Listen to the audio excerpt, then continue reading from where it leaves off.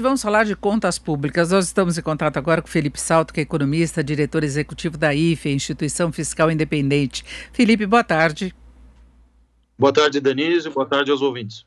Bom, Felipe, já faz algumas semanas que a gente tem visto aí as discussões em torno da volta do auxílio emergencial. Se imaginava que pudesse haver uma discussão muito mais ampla no Congresso, mas o que a gente vê agora é uma urgência na volta desse benefício, já que se sabe da dificuldade de tramitação de algumas matérias mais amplas. A questão de PEC emergencial, reforma administrativa, a própria aprovação do orçamento deste ano. E aí a gente tem visto lideranças do Congresso, inclusive os presidentes da Câmara e do Senado, recém-eleitos, colocando aí a possibilidade de driblar o teto de gastos, não de uma forma ilegal, mas, por exemplo, colocando de novo um estado de calamidade, conseguindo aí um crédito extra-teto. Eu queria saber como é que você vê essas manobras, qual é a possibilidade de se adotar esses recursos, né, como aconteceu no ano passado, mas no ano passado nós tínhamos toda uma pandemia muito incerta pela frente, né? Não teria esse caráter temporário, talvez de um período curto. Como é que você vê essa possibilidade?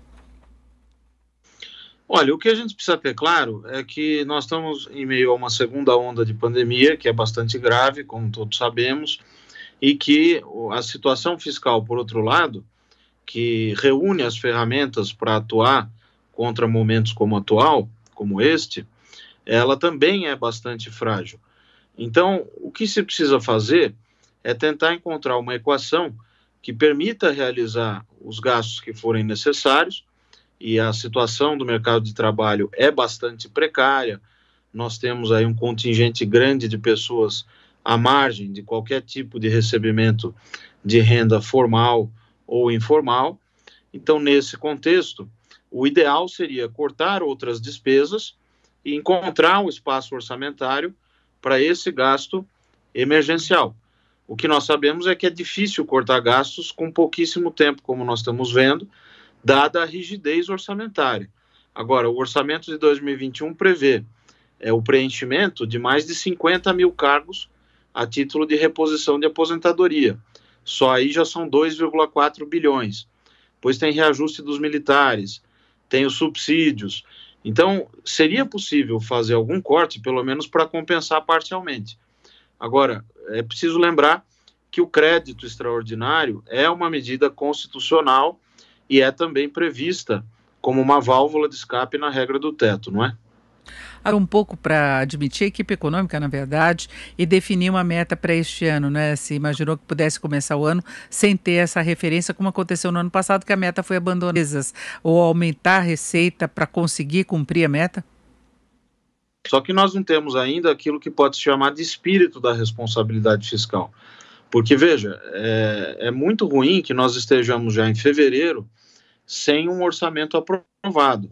A lei de diretrizes orçamentárias, que é uma espécie de prévia do orçamento, uma hora em dezembro do ano passado.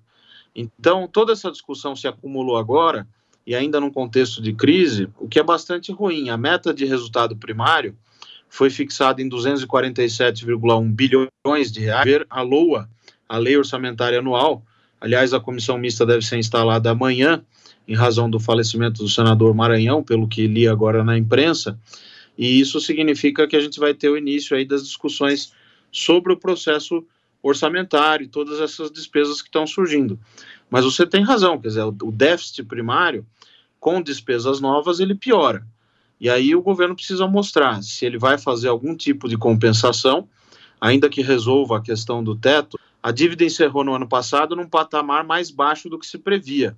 Graças a desconfiança, por exemplo, por maior que seja o compromisso com responsabilidade fiscal, quanto à eficácia que a PEC emergencial poderia ter agora, né? Já houve reajuste de salário mínimo, já não dá para segurar muito a apresentada, teria de mexer agora muito com o funcionalismo, e a gente sabe que é um ponto delicado, que nos remete também a dificuldades para uma reforma administrativa. Você vê condições de, na definição para essa PEC emergencial, que depois se foi ampliando também, a PEC dos fundos, PEC dos gatilhos. Apresentando 3 PECs, a PEC dos fundos, a PEC do Pacto Federativo e a PEC da emergência fiscal, um pacote de PECs, e colocando na mão do Congresso, e esse mostra que nos vários períodos em que a gente conseguiu fazer avanços do ponto de vista fiscal e econômico, de articulação. A ideia da PEC emergencial é boa, a meu ver, ela pretende resolver o problema dos chamados gatilhos do teto, porque o risco de romper, então, o projeto de lei orçamentária anual, ele veio com despesas exatamente iguais ao teto de gastos, né? Uma espécie de conta de chegada, a margem para as despesas que são indexadas ao salário mínimo. Então, a PEC emergencial, se o texto for bem redigido, pode ajudar a que a gente dê uma sobrevida à regra do teto, para que se possa ter tempo para discutir uma reharmonização das regras fiscais. Lembrando, o objetivo principal nas contas públicas é que a gente tenha uma dívida equilibrada ao longo.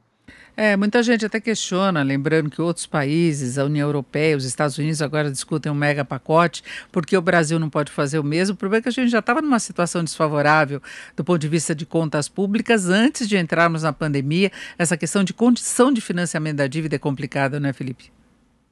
Sem dúvida, e acho que está faltando uma palavra-chave, que é o planejamento. O Estado brasileiro, não é de hoje, perdeu a capacidade de planejar. Então, no período de vacas gordas, a gente não faz a lição de casa. E no período de vacas magras, a gente quer poder atuar como os desenvolvidos atuam para fazer nesse momento. A gente precisa recuperar o tempo perdido, correr atrás do prejuízo.